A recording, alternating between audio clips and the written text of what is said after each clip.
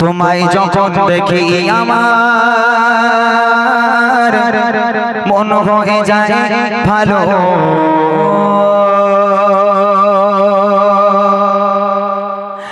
আধার রাতের চাঁদ যে তুমি ভোরে আলো, তোমায় যখন দেখে আমার মন হয়ে যায় ভালো, আধার রাতের চাঁদ যে তুমি ভোরে আলো, তোমায় যখন দেখে আমার মন হয়ে যায় ভালো। ও গো মা, ও গো মা, ও গো মা, ও গো মা, ও গো মা,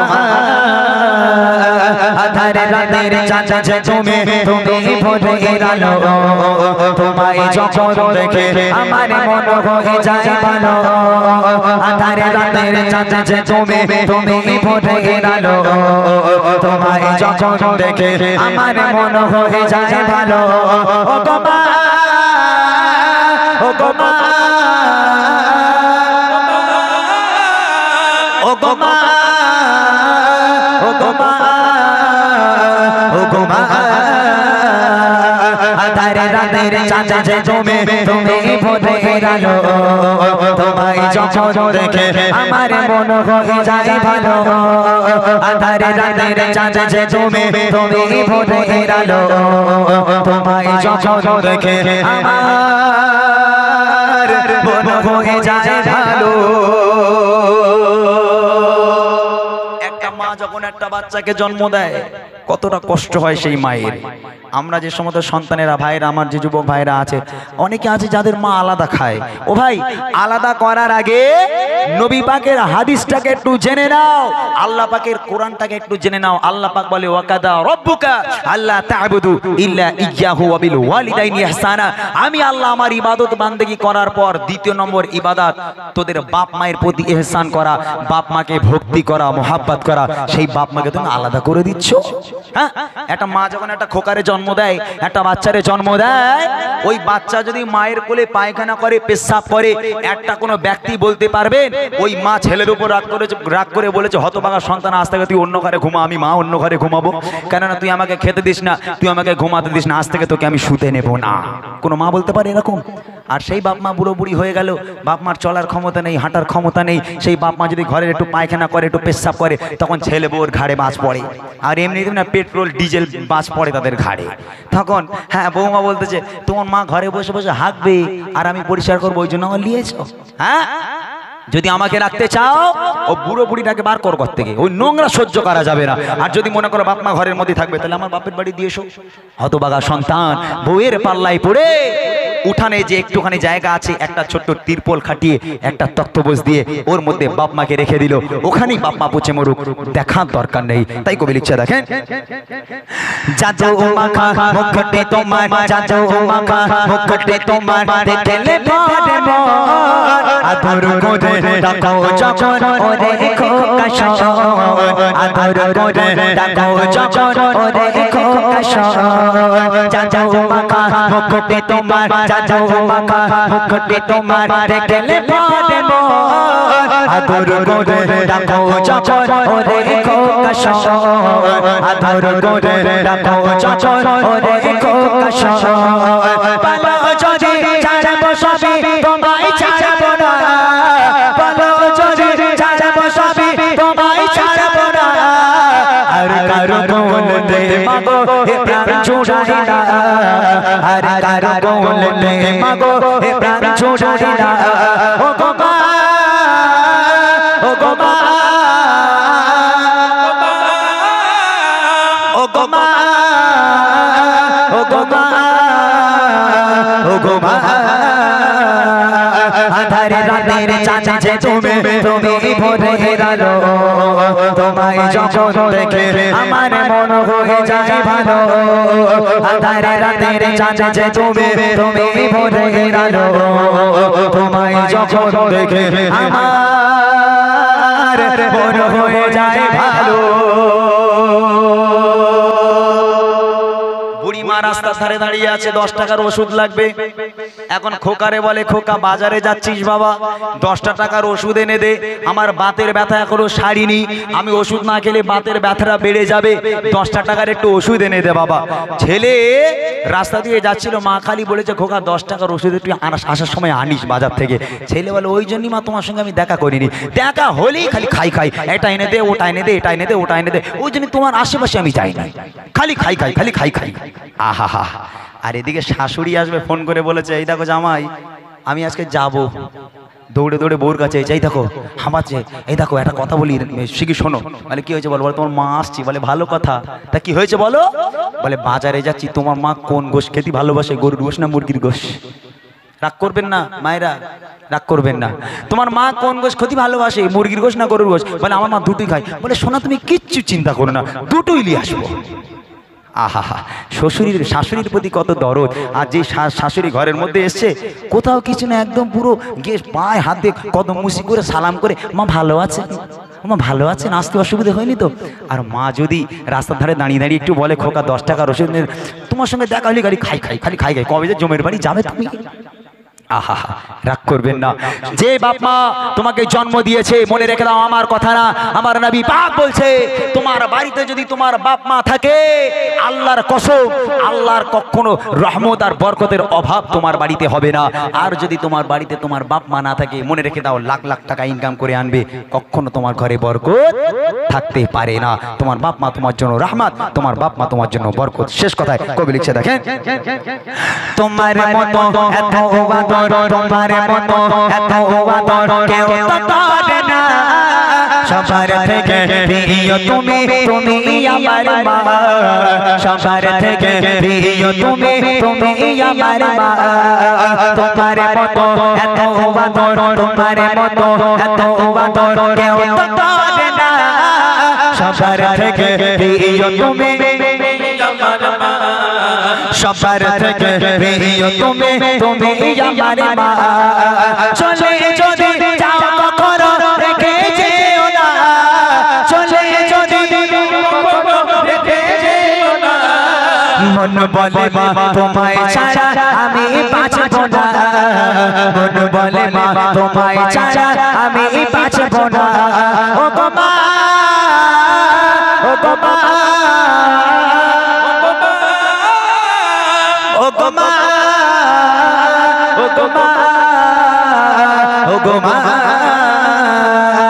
আধারে রাতের চাঁদ যে তুমি, তুমি ভোরের আলো, তোমায় যখন দেখে আমার মন হয়ে যায় ভালো। আধারে রাতের চাঁদ যে তুমি, তুমি ভোরের আলো, তোমায় যখন দেখে আমার মন হয়ে যায় ভালো।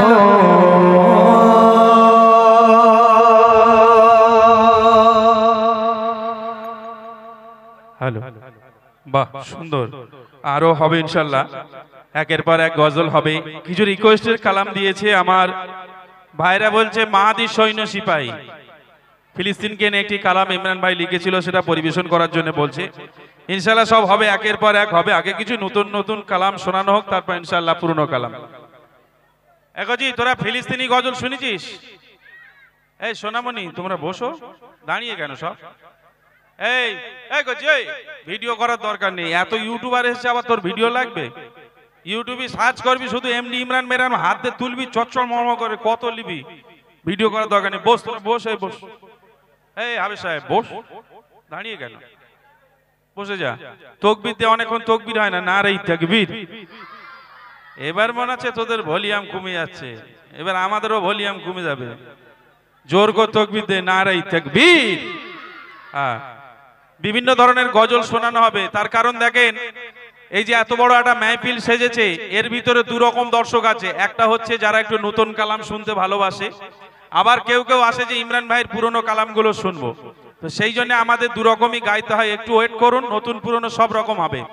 কারণ দেখেন, এই গজল জগৎটা এসেছে কিন্তু খুব বেশি দিন হয়নি, এরকম ভাবে স্টেজ প্রোগ্রাম হচ্ছে খুব বেশি দিন হয়নি, খুব জোর হলে 17-18 বছর হয়তো এরকম প্রোগ্রাম হচ্ছে।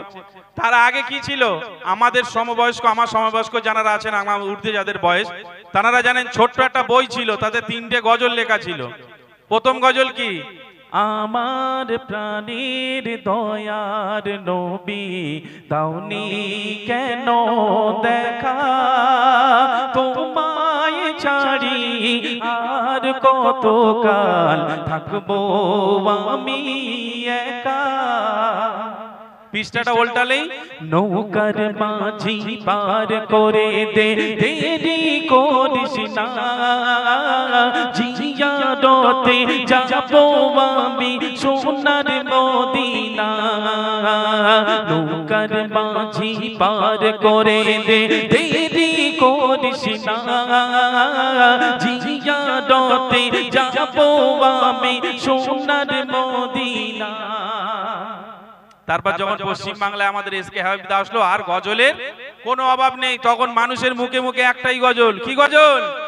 ও সকিনা আর কি দোনা, ও সকিনা আর কি দোনা, ফেলো না তুমি চোখের পানি।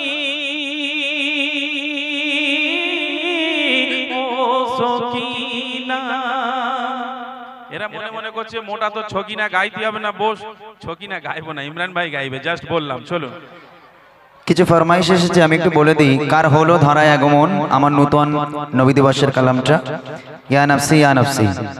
আর তারপর এখানে আছে পলকে জীবন দিয়ে দেব, আর বেলালের ঘটনা, বেলাল রাজের ঘটনা। আপনারা বসেন, ইনশাআল্লাহ আমি আপনাদের শোনাবো ছোট্ট করে। এখন আপাতত ইয়া নাফসি গজলটা, এটা একটা নরম সুরের গজল, তবে আশা করছি আপনাদের ভালো লাগবে। একটু মন দিয়ে শোনেন, তারপর আমি ইনশাআল্লাহ আপনাদেরকে শোনাবো জাহিলিয়াত যুগের কথা।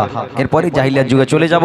এই গজলটি মন দিয়ে শুনবেন, এক ফোঁটা হলেও চোখ থেকে পানি গড়িয়ে পড়বে। খুব করুণ একটা গজল, কবি ছন্দের মাধ্যমে লিখছে, শুনুন। পৃথিবী থমকে গেছে,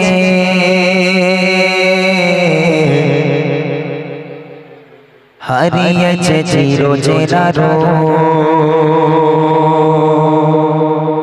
পৃথিবী থমকে গেছে, হারিয়েছে চিরচেনারো। পৃথিবী থমকে গেছে, হারিয়েছে চিরচেনারো। থেমে গেছে কোলাহল, ভেঙে গেছে মনোবল, থেমে গেছে কোলাহল, ভেঙে গেছে মনোবল। অদৃশ্য ইশারায় সব নিশ্চুপ। ইয়া নাফসি ইয়া নাফসি, অদৃশ্য কেউ যেন বলছে ডেকে, বলো আজ রাজত্বকার, বলো আজ রাজত্বকার, বলো আজ রাজত্বকার, বলো আজ রাজত্বকার। পৃথিবী থমকে গেছে, হারিয়েছে চিরচেনারো। পৃথিবী থমকে গেছে, হারিয়েছে চিরচেনারো। থেমে গেছে কোলাহল, ভেঙে গেছে মনোবল, থেমে গেছে কোলাহল, ভেঙে গেছে মনোবল। অদৃশ্য ইশারায় সব নিশ্চুপ। ইয়া নাফসি ইয়া নাফসি, অদৃশ্য কেউ যেন বলছে ডেকে, বলো আজ রাজত্বকার, বলো আজ রাজত্বকার, বলো আজ রাজত্বকার, বলো আজ রাজত্বকার। ইয়া নাফসি ইয়া নাফসি, ইয়া নাফসি ইয়া নাফসি, ইয়া নাফসি ইয়া নাফসি, ইয়া নাফসি। বিপদের ঘন ঘটায় আজ দিকে দিকে, আশার গানে যেন ধূসর ফিকে। বিপদের ঘন ঘটায় আজ দিকে দিকে, আশার গানে যেন ধূসর ফিকে।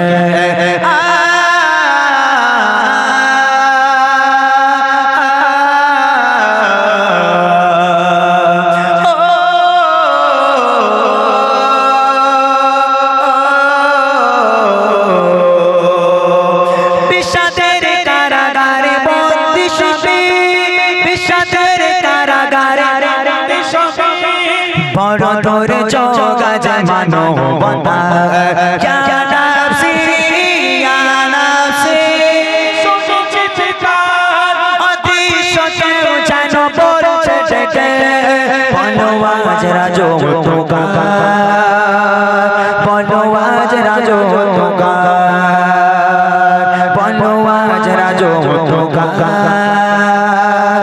বলো আজ রাজো তোকা ইয়া নাফসি ইয়া নাফসি ইয়া নাফসি ইয়া নাফসি ইয়া নাফসি ইয়া নাফসি ইয়া নাফসি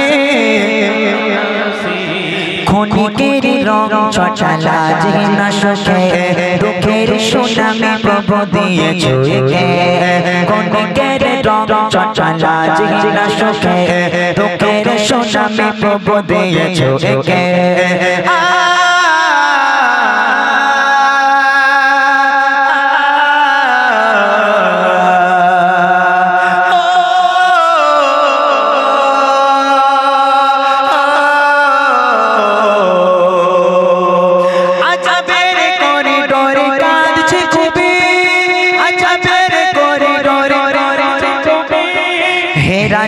राजा जाए दया तुम्हार क्या नाफसी या नाफसी सुनो चित्कार अतिशो के उछालो बोल चटके बोलो आज राजो तुकार बोलो आज राजो तुकार बोलो आज राजो तुकार बोलो आज राजो तुकार পৃথিবী থমকে গেছে হারিয়েছে চিরচেনার পৃথিবী থমকে গেছে হারিয়েছে চিরচেনার থেমে গেছে কোলাহল ভেঙে গেছে মনোবল থেমে গেছে কোলাহল ভেঙে গেছে মনোবল অদৃশ্য ইশারায় সব নিশ্চয় ইয়া নাফসি ইয়া নাফসি সুনো চিৎকার অদৃশ্য যেন বলছে ডেকে বলো আজ রাজো তুকার বলো আজ রাজো তুকার বলো আজ রাজো তুকার বলো আজ রাজো তুকার বলো আজ রাজো তুকার বলো আজ রাজো তুকার ইয়া নাফসি ইয়া নাফসি ইয়া নাফসি ইয়া নাফসি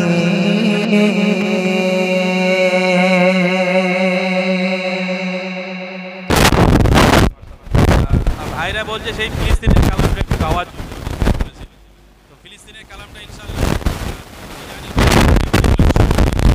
লোক আছে প্রচুর ফিলিস্তিনের গানটা শুনতেন আপনাদের এটা তো জীবনতলা এর পাশে আমরা ক্যানিং এ একবার এসেছিলাম তা একজন ইয়ং ছেলে তার একটু ইচ্ছা যে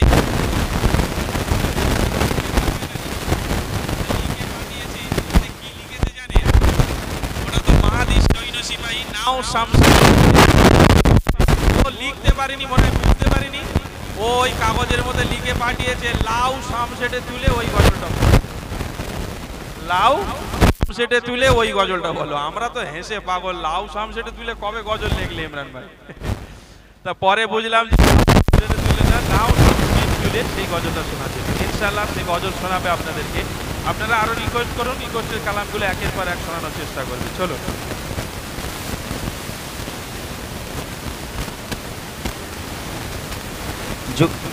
হ্যাঁ জুলাইকা শেখের বাড়ির লোক অপেক্ষা করছে আপনি একটু দেখা করে নেবেন এদিকে হয়তো অপেক্ষা করছে জুলাইকা শেখের বাড়ির লোক আপনি একটু দেখা করে নেন যাক আলহামদুলিল্লাহ আচ্ছা আমি এখানে যে ফরমাইশটা এসেছে যে হযরত বিলালের আজান এই গজলটা গাওয়ার আগে আমি জাহিলিয়াতের গজলটা আপনাদেরকে শোনাবো আমার মায়েরা এখানে বসে আছেন আমি আপনাদেরকে কথা দিলাম এই গজলটা যদি আপনারা মন থেকে একটা বার যদি অন্তর থেকে শোনেন এখানে যে ভাইরা আছে যারা বাপ মা হয়েছে আর কি যারা বাপ মা হয়েছে তারা যদি অন্তর থেকে গজলটা একবার শোনে আমি কথা দিলাম চোখ থেকে এক ফোঁটা হলেও পানি গড়িয়ে পড়বে এত ভয়ঙ্কর একটা করুণ কাহিনী দেখেন এটা হচ্ছে এটা হচ্ছে রবিউল আউয়াল মাস এই মাসে আমার নবী দুনিয়ার বুকে এসেছিলেন কিন্তু নবী পাক দুনিয়ার বুকে আসার পূর্বে একটা যুগ ছিল যে যুগের নাম হচ্ছে আইয়ামে জাহিলিয়াতের যুগ এই আইয়ামে জাহিলিয়াতের যুগের অর্থ কি জানেন জাহিলিয়াত যুগ মানে হচ্ছে মূর্খের যুগ মূর্খতার যুগ, মর্মরতা, বর্বরতা, মারপিট, কাটাকাটি, হানাহানি, এই সমস্ত কাজে লিপ্ত থাকতো মানুষ। একটা নারী যদি বাড়ি থেকে বাইরে বার হতো, বাস তার আর ঘরে ঢুকতে হতো না, সারা জীবন মোটামুটি তার জিন্দেগি শেষ হয়ে যেত। এই রকম নারীদের কোনো সম্মান ছিল না, নারীদের কোনো অস্তিত্ব ছিল না। যদি কন্যা সন্তান হয়ে জন্ম নিত, তাহলে সঙ্গে সঙ্গে তার বাপ মা ওই সন্তানকে হত্যা করে ফেলতো, সন্তানকে মেরে ফেলতো। মেয়েদের কোনো সম্মান ছিল না। আমার নবী পাক দুনিয়ার বুকে আসার পর সেই সমস্ত মেয়ে সন্তানদের, যারা মেয়ে নারী, এই সমস্ত নারীদের সম্মান হয়েছিল আমার নবী পাক আসার পরে। খুব মনোযোগ দিয়ে শোনেন, এক ফোঁটা হলেও চোখ থেকে পানি পড়বে, খুব মনোযোগ দিয়ে শুনবেন। একজন সাহাবা নবীর কাছে এলো, ইয়া রাসূলুল্লাহ, ইয়া হাবিবাল্লাহ, আমি জীবনে অনেক বড় একটা ভুল করেছি, ইয়া রাসূলুল্লাহ, আমার ভুলের কি কোনো ক্ষমা হবে? নবী পাক বলছে, তুমি কি ভুল করেছো বাবা? সাহাবা বলছে, ইয়া রাসূলুল্লাহ, ইয়া হাবিবাল্লাহ, আল্লাহ পাক আল্লাহ তাআলা বড় ভালোবেসে আমাকে একটা কন্যা সন্তান দিয়েছিল, ফুলের মতো পরীর মতো একটা মেয়ে সন্তান দিয়েছিল। ইয়া রাসূলুল্লাহ, আমি আমার এই পাপী হাতে, নিজে হাতে করে আমি আমার মেয়েকে জিন্দা দাফন করেছি, আমি আমার মেয়েকে কবর দিয়েছি। ইয়া রাসূলুল্লাহ, ইয়া হাবিবাল্লাহ, এ ভুলের কি কোনো ক্ষমা আমার হবে? আমার নবী পাক সেদিন এই কথা শুনে এত কান্না কেঁদেছিলেন, নবী পাকের দাড়ি মোবারক ভিজে, নবী পাকের পিরহান মোবারকখানা ভিজে গেছিল। কত করুণ কাহিনী, কিভাবে মেয়েটাকে কবর দেওয়া হয়েছে আমি আপনাদের গজলের মাধ্যমে শোনাচ্ছি। জ্যান্ত কবর দেওয়া হয়েছে, তবে কিভাবে দেওয়া হয়েছে? বাচ্চা মেয়েকে কবর, ছন্দের মাধ্যমে কবি লিখছে, খুব মনোযোগ দিয়ে শুনবেন।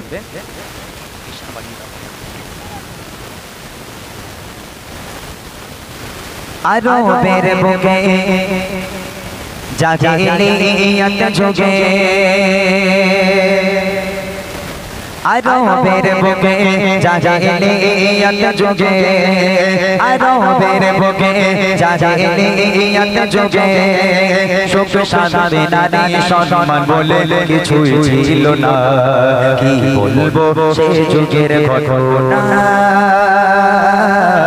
কি বলবো সে যুগের ঘটনা। আরবের বুকে জাহিলিয়ত যুগে, আরবের বুকে জাহিলিয়ত যুগে, সুখ শান্তি নারী সম্মান বলে কিছুই ছিল না।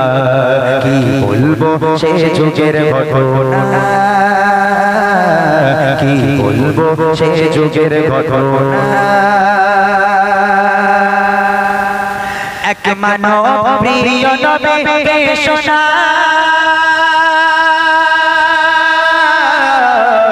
ডুবে আছি নবী আমি গুনায়। এক মানব প্রিয় নবীকে শোনা, ডুবে আছি নবী আমি গুনায়। কি হবে আমার উপায় বলেন গে নবী আমায়, কি হবে আমার উপায় বলেন গে নবী আমায়। পাবো কি ক্ষমা আমি নাকি ভুলের ক্ষমা নাই? খোদা দিল আমায় কথা শ্মশান দুনিয়ায়, খোদা দিল আমায় কথা শ্মশান দুনিয়ায়। নিজে হাত করে দিলাম তারে মৃত্যুর যন্ত্রণা। কি বলবো সে যুগের ঘটনা, কি বলবো সে যুগের ঘটনা। আরবের বুকে জাহিলিয়ত যুগে, আরবের বুকে জাহিলিয়ত যুগে, সুখ শান্তি নারী সম্মান বলে কিছুই ছিল না। কি বলবো সে যুগের ঘটনা, কি বলবো সে যুগের ঘটনা।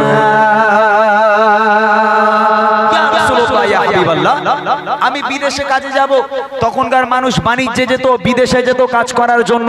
ইয়া রাসূলুল্লাহ, আমি বাণিজ্যে যাব 4 বছরের জন্য। এমত অবস্থায় দেখলাম আমার স্ত্রী প্রেগনেন্ট, আমার স্ত্রী গর্ভবতী। আমি এই অবস্থায় স্ত্রীকে বলে গেলাম, হে আমার প্রাণপ্রিয় স্ত্রী, আমি 4 বছরের জন্য বাইরে কাজে যাচ্ছি, বিদেশে যাচ্ছি। আমি যাবার পর যদি আমার পুত্র সন্তান হয়, ছেলে সন্তান হয়, সুখবরটা আমাকে দিও। আর যদি কন্যা সন্তান হয়, বাঁচিয়ে রাখার দরকার নেই, আতুর ঘরের মধ্যে তাকে গলা টিপে হত্যা করে ফেলো। খবরদার মেয়ে হলে যেন বাঁচিয়ে রেখো না, তাহলে আমি তোমাকে জিন্দা রাখবো না। বাপ বলে বিদেশে চলে গেল। বেশ কিছুদিন যাওয়ার পর ওই মা একটা সন্তান জন্ম দিল, কন্যা সন্তান, যেখানে বাঘের বয়স সেখানে শুনতে হয়। একটা কন্যা সন্তান জন্ম দিল। ওই মা সন্তানের মুখের দিকে তাকায় আর হাউ হাউ করে কাঁদে। ফুলের মতো একটা ফুটফুটে কন্যা সন্তান আল্লাহ পাক সেই মাকে দিয়েছিল। কেমন করে সেই মা ওই সন্তানের গলা টিপে হত্যা করবে, সেই মা অঝর নয়নে কাঁদি আর সন্তানের দিকে করুণ দৃষ্টিতে তাকিয়ে থাকে, আমি একে মারতে পারবো না। তখন সেই মা একটা বুদ্ধি খেলালো। কি বুদ্ধি? সেই মা মনে করছে যাক আমার স্বামী গেছে মানে 4 বছর বাড়ি আসবে না, এখন 4 বছর যদি কাউকে না বলে মেয়েটাকে আমি আস্তে আস্তে বড় করি, মেয়েটা 4 বছর বয়স হয়ে যাবে, স্বামী এসে দেখবে মেয়ে বড় হয়ে গেছে, তখন হয়তো মায়াটায়া হবে, হয়তো আর মারবে না। এই মনে করে কাউকে না জানিয়ে সেই মা ওই বাচ্চা সন্তানকে আজকে লালন পালন করতে লাগলো, বড় করতে লাগলো। তারপর দেখেন কি হয়, স্বামী চলে গেল কাজে বিদেশে, নিল এক কন্যা বেশে। মা ভাবে, ও গো মা ভাবে, বাড়িতে তার পিতা নাই, লালন পালন করব মায়া মমতায়। বাবাকে মানা জানিয়ে মেয়েকে বড় করে, বাবাকে মানা জানিয়ে মেয়েকে বড় করে। বেড়ে ওঠে কন্যা তখন 4 বছর পার করে। খেলছে কচি শিশু হেসে খেলে আঙিনায়, খেলছে কচি শিশু হেসে খেলে আঙিনায়। ভয়ে মরে স্বামী এলে বাঁচিয়ে রাখবে না, কি বলবো সে যুগের ঘটনা, কি বলবো সে যুগের ঘটনা। এইবারে দেখে 4 বছর হয়ে গেল মেয়েটার বয়স, বাচ্চা মেয়েটা খেলা করছে, আঙিনায় দৌড়াচ্ছে, লাপাচ্ছে। হঠাৎ করে সেই বিদেশের স্বামী 4 বছর পর বাড়িতে এসে হাজির। একদম যেই দরওয়াজার সামনে সেই বিদেশের স্বামী এসে দাঁড়িয়েছে, সঙ্গে সঙ্গে ওই লোকটা দেখছে ঘরের মধ্যে উঠানে একটা ফুটফুটে ফুলের মতো একটা মেয়ে দৌড়দৌড়ি করছে, খেলা করছে। সঙ্গে সঙ্গে বাপের মাথা গরম হয়ে গেল, কার মেয়ে, কার মেয়ে, এর বাড়ি কোথায়, আমার বাড়িতে মেয়ে সন্তান কেন, এই কার মেয়ে, কোথায় বাড়ি, এইরকম বাপ ভাবছে। হঠাৎ করে সেই মেয়েটা খেলতে খেলতে দৌড়ে দৌড়ে দৌড়ে দৌড়ে এসে আব্বাজানকে জড়িয়ে ধরেছে। আব্বা, আব্বা আপনি ভালো আছেন আব্বা? আব্বা কতদিন হয়ে গেল আপনাকে দেখেনি, মায়ের মুখে আপনার কত কথা শুনেছি আব্বা, আব্বা আপনাকে দেখা হয়নি, আব্বা আপনি ভালো আছেন? বাপ বলে তুই কে বাবা? তখন মেয়ে বলছে আব্বা আমি আপনার মেয়ে, আমি আপনার কন্যা সন্তান। এই কথা যেই বলল, ওই বাপ মেয়েকে এক হিঁচড়া টান মেরে ছুঁড়ে ফেলে দিয়ে বাপ দরদর করে ঘরের মধ্যে চলে গেল। স্ত্রীর সঙ্গে কথা নেই, সন্তানের সঙ্গেও কথা নেই, বাপ রেগে আগুন। এবার দেখেন কি হয়, একদিন ফিরে এলো তার স্বামী, দেখে ফুটে ফুটে কন্যা সন্তান তার বাড়ি। ভাবে এ মেয়ে, ভাবে এ মেয়ে তার বাড়ি থেকে করে, আর সেই মেয়ে ছুটে এসে জড়িয়ে ধরে, বলে আব্বা আমায় দেখো না, আমি যে তোমার সোনা, আব্বা আমায় দেখো না, আমি যে তোমার সোনা। বহুদিন ধরে তোমার ছিল দেখার বাসনা, আজ হয়েছে পূরণ, আব্বু আছো গো কেমন, আজ হয়েছে পূরণ, আব্বু আছো গো কেমন। এই দৃশ্য দেখে পিতার মাথা ঠিক থাকে না, কি বলবো সে যুগের ঘটনা, কি বলবো সে যুগের ঘটনা। একদিন হয়ে গেল, 2 দিন হয়ে গেল, 3 দিন হয়ে গেল, বাপ ঘর থেকে বেরোয় না, বাপ রেগে আগুন। 3-4 দিন পরে হঠাৎ করে ঘর থেকে বার হয়ে আগে স্ত্রীর কাছে গেল, বউয়ের কাছে গিয়ে বলছে এই দেখো যা আবার হয়ে গেছে, বাদ দাও, বাদ দাও, যা আবার হয়ে গেছে। তুমি যখন মেয়ে সন্তান জন্ম দিয়ে ফেলেছো আর মেয়েটাও একদম ফুলের মতো হয়েছে, ওকে মেরে লাভ নেই। তুমি একটা কাজ করো, তুমি তোমার মেয়েকে একটু সুন্দর করে সাজাও, আমি ওর মামার বাড়ি থেকে একটু ঘুরিয়ে আনি। তখন সেই মা খুশিতে বাগে বাগ, যাক আমার পাষাণ হৃদয় স্বামী শেষ পর্যন্ত আমার মেয়েকে মেনে নিল। এই খুশি মনে তারা নিজের কন্যা সন্তানকে ফুলের মতো পরীর মতো করে সাজিয়ে বাপের হাতে তুলে দিল, যাও মা বাবার সঙ্গে মামার বাড়ি থেকে ঘুরে এসো। মেয়েও নাচতে নাচতে খেলতে খেলতে বাবার হাত ধরে বাপ মেয়ে রওনা হয়ে গেল। বাপ মেয়ে বাড়ি থেকে রওনা হয়ে যাওয়ার পর মরুর বালুর রাস্তা, পথের পর পথ হেঁটে যায়, পথের পর পথ হেঁটে যায়, গন্তব্য আর আসে না, মামার বাড়ি আর আসে না। এমত অবস্থায় বাচ্চা 4 বছরের বাচ্চি বলে, আব্বা আব্বা আপনি আমাকে কোথায় নিয়ে যাচ্ছেন আব্বা? আব্বা আমি কোথায় যাচ্ছি আব্বা? পথ কেন শেষ হয় না, আমি আর হাঁটতে পারছি না আব্বা। আব্বা পিপাসায় কলিজা ফেটে যায়, পিপাসায় কলিজাটা ফেটে যাচ্ছে আব্বা। আব্বা একটুখানি পানি আমাকে একটু দেন আব্বা। আব্বা আব্বা বলে কাঁদে, পানি পানি করে কাঁদে, কিন্তু সেই বাপ মেয়ের দিকে আর ফিরেও তাকায় না, মেয়ের দিকে আর ফিরেও তাকায় না। মেয়েটাকে টানতে টানতে টানতে টানতে ওই বাপ আজকের মরুর বালুর উপর থেকে নিয়ে যায়। মেয়ে অঝর নয় নেই, কাঁদে, আব্বা আব্বা বলে কাঁদে, পানি পানি করে কাঁদে। সেই পাষাণ হৃদয় বাপ মেয়ের দিকে ফিরে তাকায় না, হাত ধরে টানতে টানতে নিয়ে যাচ্ছে। দেখেন তারপর কি হয়। রওনা রওনা হয়ে যায় বাপ মেয়ে, আনন্দে চলে মেয়ে তার বাপ পেয়ে, মরুর বালুর ওপার দিয়ে হেঁটে যায়। বলে আব্বু বলো আমরা যাচ্ছি কোথায়, আমি চলতে আর পারি না, পিপাসায় কলিজা খানা, চলতে আমি পারি না, পিপাসায় কলিজা খানা, হেঁটে যায় আব্বু আমায় বাড়ি নিয়ে চলো না।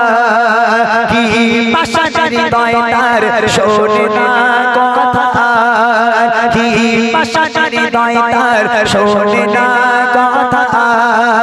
আব্বু আব্বু বলে কাঁদে মেয়ে ফিরেও দেখে না, কি বলবো সে যুগের ঘটনা, কি বলবো সে যুগের ঘটনা। মেয়েটাকে দূরে একটা রেখে ওই বাপ একা একা হেঁটে কিছু দূর চলে গেল। কিছু দূর বাপ হেঁটে হেঁটে গিয়ে মেয়ে অনেকটা দূরে দাঁড়িয়ে আছে, আর বাপ কিছুটা দূরে চলে গেল। গিয়ে মেয়ে দূর থেকে দেখছে তার বাপ যেন কিছু একটা খুঁড়ছে। ওই বাপ কি করছে, মাটি খোঁড়া শুরু করেছে, বালিগুলো সরাতে শুরু করে দিল। ওই বাপ গর্ত খুঁড়তে শুরু করে দিল। আর ওই বাচ্চা মেয়ে দূর থেকে দেখছে আমার আব্বা জান যেন কিছু একটা কাজ করছে। আহারে, এক মানুষ সমান মাটি খোঁড়া হয়ে গেল, পিতার আর মেয়ে দাঁড়িয়ে দাঁড়িয়ে দেখছে। বাপ গাড্ডা খোঁড়ে আর মেয়ে দাঁড়িয়ে দাঁড়িয়ে দেখে। এক মানুষ সমান গাড্ডা খোঁড়া হয়ে গেল, বাপ গর্তের মধ্যে নেমে গেল। মেয়ে দেখছে বাপের অর্ধেকটা দেখা যাচ্ছে আর অর্ধেকটা দেখা যায় না, কিন্তু মেয়ে দূর থেকে লক্ষ্য করছে যে তার বাপের মাথায়, কপালে, চোখে, হাতে, মুখে সারা জায়গায় ঘামগুলো টপিয়ে টপিয়ে পড়ে। ওই বাচ্চা মেয়ে বাপের কষ্ট সহ্য করতে না পেরে ওখান থেকে দৌড়ে দৌড়ে গিয়ে আব্বা জানের কাছে গিয়ে মেয়ে নিজের জামা দিয়ে বাপের কপালের ঘাম মুছে দেয়, বাপের মুখের ঘাম, হাতের ঘাম মুছে দেয়। বাপকে কত আদর করে, কত যত্ন করে। আর ওই বাপ ওই মেয়েকে গর্তের মধ্যে পুঁতবে বলে গর্ত খোঁড়ে। আহা কি পাষাণ হৃদয়। ওই বাচ্চা মেয়ে 4 বছরের বাচ্চা বাপের ঘামগুলো মুছে দিচ্ছে, বাপ গর্ত খুঁড়ছে, গর্ত খোঁড়া হয়ে গেল। এইবারে বাপ গর্ত থেকে উঠে মেয়েকে লাগাতার মারতে শুরু করে দিল। 4 বছরের বাচ্চি হাউ হাউ করে কাঁদে, আব্বা আব্বা বলে কাঁদে। আব্বা আপনি আমাকে ছেড়ে দেন, আপনি আমাকে কেন মারছেন আব্বা, আমি কি দোষ করেছি আব্বা, আপনি আমাকে ছেড়ে দেন। বাপ এত মার মারে, মারতে মারতে পুনরায় রক্তাক্ত হয়ে গেল মেয়ে। রক্তাক্ত অবস্থায় ওই বাপ এক ধাক্কা দিয়ে গর্তের মধ্যে ফেলে দিল। ওই বাচ্চা মেয়েটা করুণ ভাবে কাঁদে, আব্বা আব্বা আপনি আমাকে মারছেন কেন আব্বা, আব্বা আপনি আমাকে ছেড়ে দেন আব্বা, আব্বা আপনি আমাকে ছেড়ে দেন। আপনি যদি না চান কখনো আপনার বাড়িতে যাব না, আপনি যদি না চান কখনো আপনাকে আব্বা বলে ডাকবো না, আব্বা আপনি আমাকে প্রাণে মারবেন না আব্বা, আব্বা আপনি আমাকে ছেড়ে দেন। করুণ ভাবে কাঁদে, আব্বা আব্বা বলে কাঁদে। ওই পাষাণ হৃদয় বাপ মেয়ের কোনো কথা শোনে না। বাপ গর্ত ভর্তি করতে ব্যস্ত থাকে, গাড্ডা ভর্তি করতে ব্যস্ত থাকে। গর্ত ভর্তি করতে করতে করতে করতে মেয়ের গলা সমান গর্ত ভর্তি হয়ে গেল। সারা দেহটা বাচ্চা মেয়ের মাটির তলায়, আর এই ফুলের মতো চেহারা, ফুলের মতো মুখটা মাটির উপরে ভেসে আছে। ওই কচি মুখ নিয়ে আব্বার কাছে বলে, আব্বা আব্বা আপনি যদি না চান কখনো আপনার বাড়ি যাব না, আপনি আমাকে আমার জন্য ছেড়ে দেন আব্বা, আব্বা কখনো আমি যাব না আপনার বাড়িতে, কখনো আপনাকে আব্বা বলে ডাকবো না, আমি আপনাদের থেকে অনেক দূরে চলে যাব। শেষবারের মতো আমার মায়ের মুখটা একটুখানি আমাকে দেখতে দেন, একটা বারের জন্য আমার মায়ের মুখ দেখতে দেন। আব্বা কোনো কথা না শুনে মেয়েকে মারতে মারতে গর্তের মধ্যে মেয়েকে ঢুকিয়ে দিয়ে বালিগুলো চাপা দিয়ে একেবারে সমান করে দিল চির জনমের মতো সেই মেয়ে। বাড়ির তলায় কবি ছন্দের মাধ্যমে লিখছে দেখেন মেয়েকে একা ফেলে তার পিতা করছে মাটি না বলে কোনো কথা মেয়ে তার ও গো মেয়ে তার পিতার ঘাম মুছে যায় আর আপন মনে পিতা মাটি খুঁড়ে যায় এক মানুষ মাটি খুঁড়ে পিতা মেয়ের হাত ধরে এক মানুষ মাটি খুঁড়ে পিতা মেয়ের হাত ধরে টেনে টেনে দিল ঠেলে মেয়ে যায় গর্ভে পড়ে কাঁদে কচি সোনা আব্বু আমায় মেরো না কাঁদে কচি সোনা আব্বু আমায় মেরো না মাটি চাপা দিতে থাকে মেয়ের কথা শোনে না কি বলবো সে যুগের ঘটনা কি বলবো সে যুগের ঘটনা শোনার সাথে সাথে আমার আপনার নবী এত কান্না সেদিন কেঁদেছিল আমার নবী পাক কোনোদিন এত কান্না কাঁদেনি এত কান্না আমার নবী পাক কেঁদেছে কাঁদার পর নবী পাকের চোখের পানিতে দাড়িটা একেবারে সুভিজানো হয়ে গেল নবী পাকের পিরান মোবারকখানা ভিজে পুরো একেবারে ভিজে গেল আমার নবী পাক সেদিন থেকে ওয়াদা করেছে শুনে রেখে দাও আমার উম্মাত উম্মতিরা যার বাড়িতে কন্যা সন্তান মেয়ে সন্তান জন্ম নেবে আমি নবী বলে যাচ্ছি আল্লাহ পাকের রহমত এবং বরকত তার বাড়িতে আল্লাহ পাক ভরিয়ে দেবে কন্যা সন্তানকে যেন অবহেলা করো না তোমার মেয়ে সন্তান হয়েছে বলে খবরটা যেন মুখ কালো করো না মনে করে দিও মনে করে রেখো তোমার কন্যা সন্তান তোমার ঘরের রহমত তোমার কন্যা সন্তান তোমার ঘরের বরকত আহা অনেক মায়েরা আছে শাশুড়ি আছে হ্যাঁ হাসপাতালে একটা মা মেয়ে জন্ম দিল শাশুড়ি বলছে এই ছেলে এই খবর পেয়েছি বৌমা নাকি ছেলে জন্ম দিচ্ছে খবরদার যাবি নি জানো ওর বউর বাপ মা দেখে নেবে ওখানে একটা ছেলে চাইলাম ছেলে হয়নি ছেলে হলি তো 3 লাখ টাকা আসতো আহা আমার নবীর উপরে যাচ্ছ তোমরা হ্যাঁ আমার নবী পাক বলে যায় যার বাড়িতে কন্যা সন্তান জন্ম নেবে আমি নবী ওয়াদা করছি তার বাড়িতে কোনোদিন অভাব হবে না তোমার মেয়ে সন্তান তোমার রহমত তোমার মেয়ে সন্তান তোমার বরকত সেদিন থেকে নারীদের সম্মান আল্লাহ রাসূল অনেক বাড়িয়ে দিয়েছিল শেষ কথায় কবি লিখছে দেখেন মাটির তলে দেহ মুক্তি বার করে কেঁদে কেঁদে বলে আপু দাও ছেড়ে শেষে পার ও গো শেষে পার মাকে দেখতে দাও না মাটি চাপা দিয়ে দিল মুখখানা আহা কি পাষাণের হৃদয় একটু কি দয়া না হয় আহা কি পাষাণের হৃদয় একটু কি দয়া না হয় এই কথা শুনে প্রিয় নবীর কেঁদে বুক ভেসে যায় বলে নবী আকিরা তোমার কন্যা শশায় বলে নবী আকিরা তোমার কন্যা শশায় ঘরের রহমত বরকত সবই অবহেলা করো না কি বলবো সে যুগের ঘটনা কি বলবো সে যুগের ঘটনা আরবের বুকে জাহিলিয়াত যুগে আরবের বুকে জাহিলিয়াত যুগে সুখ শান্তি নারী সম্মান বলে কিছুই ছিল না কি বলবো সে যুগের ঘটনা কি বলবো সে যুগের ঘটনা কি বলবো সে যুগের ঘটনা